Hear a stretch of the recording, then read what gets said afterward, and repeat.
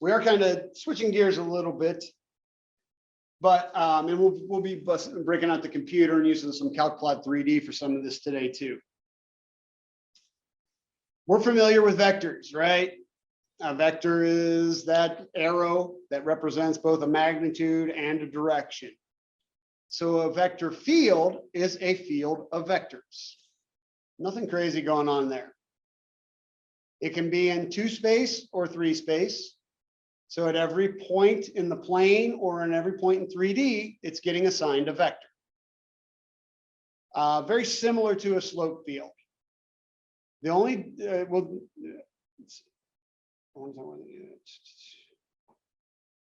talk about that, the difference between the two in a second. So we've seen vector fields before. When you find the general gradient of a function, that creates what's called a vector field. It's a field, vector field that's made up where all the vectors are gradients. So we've actually already done this to some extent. And that's actually going to be really important going forward, is identifying when a vector field is a gradient field and when it's not. Remember, just a reminder, the gradient is that vector that points in the direction of maximum rate of change and whose magnitude is the maximum rate of change. So I don't know if you remember way back when we introduced the gradient, I told you this one would keep coming up. It's probably not only the biggest concept, but because all it is just finding the partials.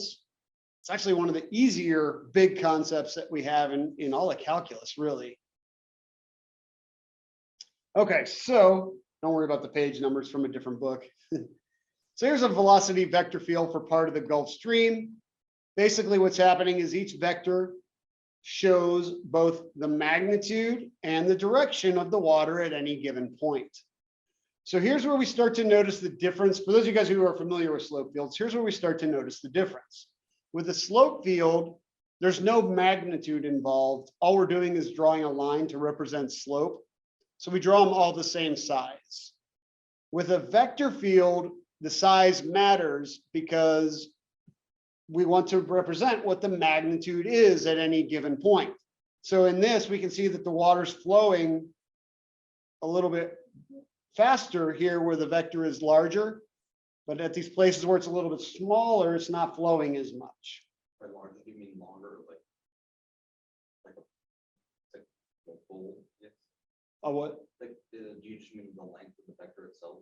So the length of the vector, which represents the magnitude of the quantity we're measuring. So in this case, this would be a velocity vector field. So where we see larger vectors, we're seeing a larger velocity or a larger speed. Does that answer your question? Okay. So that in general is what a vector field is. So now we're going to formalize this a little bit with some notation. So we've got a 2D vector field. All right. So basically what we're going to have is a 2D vector field is going to have 2 components where, you know, that position vector is made up of 2 variables. And we're going to go between these notations. So I want to just kind of highlight the difference. So right here, this top notation, basically we're saying, in both of them, we're calling it capital F, meaning our vector field. But here we're thinking of our input as a position vector that's going into F and G. The only difference here is we've boiled our position vector down to the actual X and Y coordinates that give the position vector. That's all. 3D vector fields got a 3rd component. So we'll look at a couple 3D vector fields today too.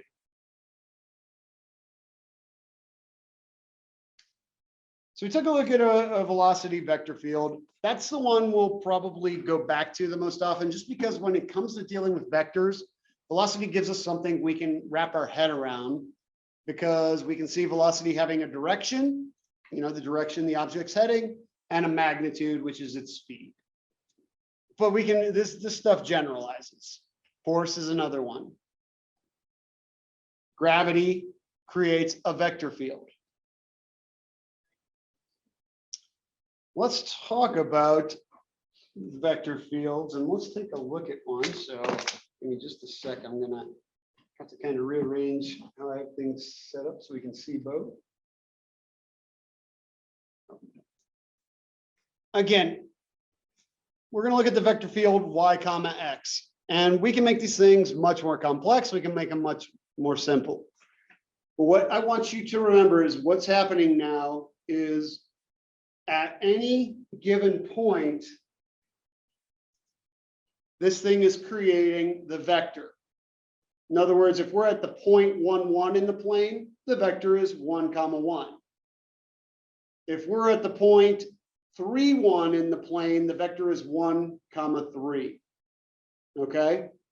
So these x and y, so these functions of x and y and x are giving what the components of the vector are. So Calculator3D can do this for us. Vector field. Oops. All right. Let's go. We're going to restrict to 2D.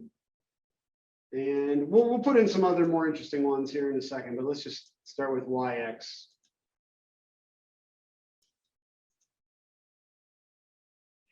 Okay.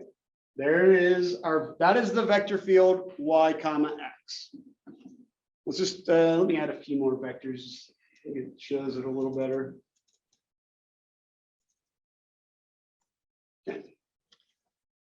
Again, okay, why is this the vector field for y comma x? Well, if x and y are equal, then we're going to be at a 45-degree angle. So this would be the vector 1, 1, which would have a magnitude of square root of 2. Remember, magnitude of a vector is square root of the sum of the squares of the components.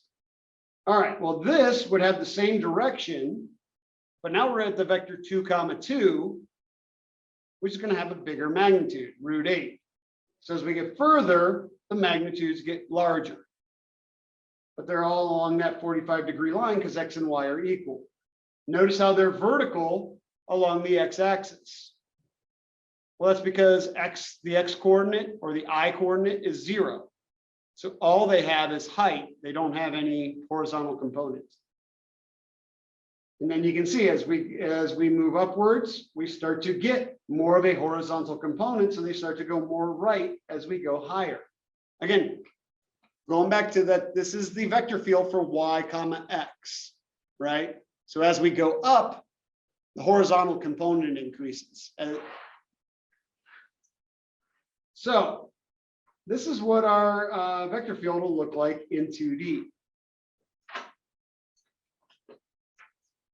So you're going to get a chance to play around with some of these, and you're going to have Calculator3D to help you out to start to visualize these, because it takes a little bit of playing around. And one way you can do this is, if you want to do it by hand, just go to certain points in the plane and draw the vector that it tells you to draw. Okay. A lot of times we're concerned with the direction an object will travel. And think about that Gulf Stream, right? If we were to drop an object in there, we'd be wondering where it's going to end up. Well, that's where that vector field comes in. It gives us an idea of the path it's going to take. So depending on where we drop an object in that Gulf Stream, assuming it would float, of course, the path it's going to take is going to depend on what the vector field looks like at the point we drop it and where it goes. What that creates are called flow lines. Flow lines go through a vector field. This is very similar, again, for those of you who've taken differential equations, this is very similar to finding the solution to a differential equation. The unique solution creates a path in the slope field. Same basic idea. The flow of a vector field is the family of all the flow lines. So here it is for the, so this is our Gulf Coast. There's the flow. All the flow lines. So if you were to drop, a bobber or something in the Gulf Coast, if we dropped it right here, it would follow along this flow line. go into this little corner here and come around. Now, the path that you take depends on where you start. So this is kind of cool because we can do this with over here with CalcPlot 3D. Let's drop a bobber in here. There's our flow line, right? If I were to drop something in this right here, it's going to go down. See how it follows the arrows and then goes up. Well, if I move that starting point around, it changes our flow line.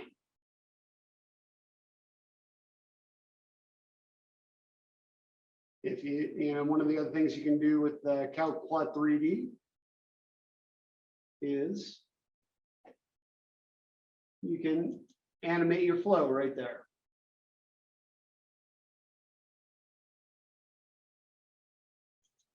All right, so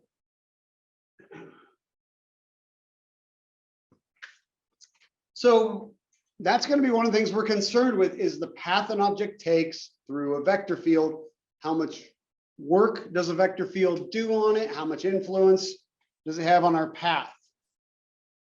Now, here's the way this works. And this is going to be, we're not going to actually solve these as far as the system of differential equations, but that's really all we're setting up. So right now we're just going to do it in a 2D, but the same thing holds in a 3D vector field. Okay, so we're going to go back into the context of a velocity vector field, just again, because we can wrap our heads around it. Velocity is the derivative of position. So we have r prime of t, and actually right now, let's bring this. Yeah, let's see, let's bring this on the same thing for now. We'll come back to the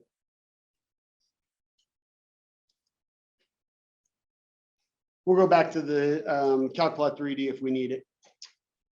So basically, r prime of t is equal to that vector field. This is our notation for the vector field. So if r of t, our position vector, well, we think of it being equal to x of t comma y of t. And we know that our vector field, excuse me, well, that can be thought of as a function of x and y, whose components are basically functions of two variables. Then we set these two things together, because that means that f of xy, g of xy is equal to x prime comma y prime. Whenever you have a function that is related to its rate, that is has some kind of component that's equal to its rate, that's what we call a differential equation. So the flow of the field is a general solution to the above system of differential equations. That's how you would calculate the flow of a system. So solving this system of differential equations gives the flow. Now, solving a system of differential equations is outside the scope of this class. So that's not something we would be doing. You know, if we were to do it, we would do it with a computer system. But I just want you to be aware of that, especially because some of you have already taken differential equations or are concurrently taking differential equations. There's a ton of overlap between what we're doing now and solving a system of differential equations. So we're not going to have to do that, but if I go, well, actually, let's just, instead of going back and forth, I'll just bring, let's just bring our vector field up on here.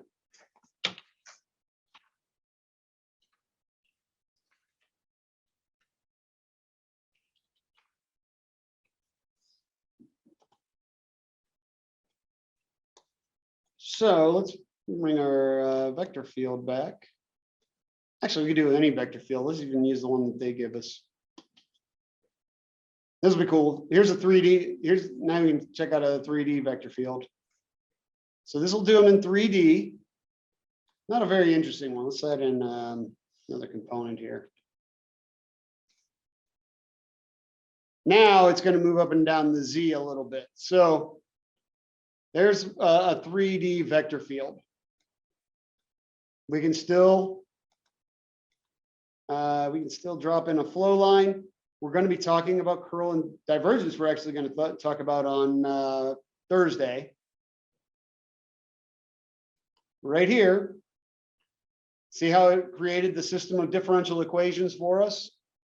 So for those of you guys who are interested in messing around with that, that's all this is, and that's what creates those flow lines. Oops.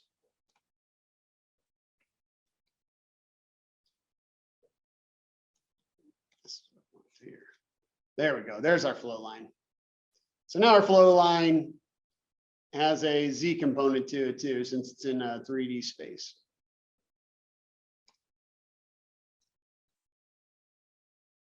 We can get back into a 2D view. Again, 3D, like we talked about before, 3D is very hard to visualize, especially with vector fields. So we're going to be leveraging CalcPlot 3D a lot for this kind of stuff. All right, so like I said, I wanted to show you that again. Some of you guys have already taken differential equations or concurrently taking it, but that's not going to be part of this actual course. Here we have radial vector fields. Those are ones that either all point away from an origin or towards an origin. So here they are in 2D. This would be XY. This would be negative X, negative Y. Rotational fields, right? Ones that go counterclockwise, ones that go clockwise, negative YX, Y negative X. Got them in 3D as well. You can see the radial, they all point away or towards, kind of like this would be like gravity, all pointing towards a center point. Can't really see the rotational one too well on this, but if you can CalcPlot 3D, you put negative YX 0, you'll see that rotational one. Okay, last thing I want to talk about, because I do want to give you some time to try a couple of things. Gradient fields. Like I said before, when you guys are finding the gradient, remember the gradient is a vector that's in terms of XY or XY and Z. That creates a vector field. It creates a very specific type of vector field called a gradient field. So for example, x squared plus y squared. Well, the gradient of this is 2x, 2y. This thing is called what we call a potential function. All right, you're going to hear that term again. Oh, this kind of came out of order.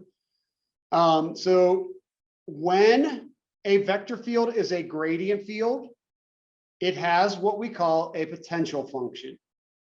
So all gradient fields are vector fields. Not all vector fields are gradient fields, okay? So all potential functions will create a gradient field. Not all vector fields will have a potential function. So here, this is a couple things going on here, and I want to talk about this. So this is the plot of the vector field for the function x squared, y squared. So it's a plot of this vector field here, 2x, 2y. Also on it are the level curves. Because remember, that the gradient is always going to be perpendicular to the level curve because it's moving in the direction of steepest descent or maximum rate of change. So all these things that we've talked about in previous stuff about the gradient, we still want to hold on to.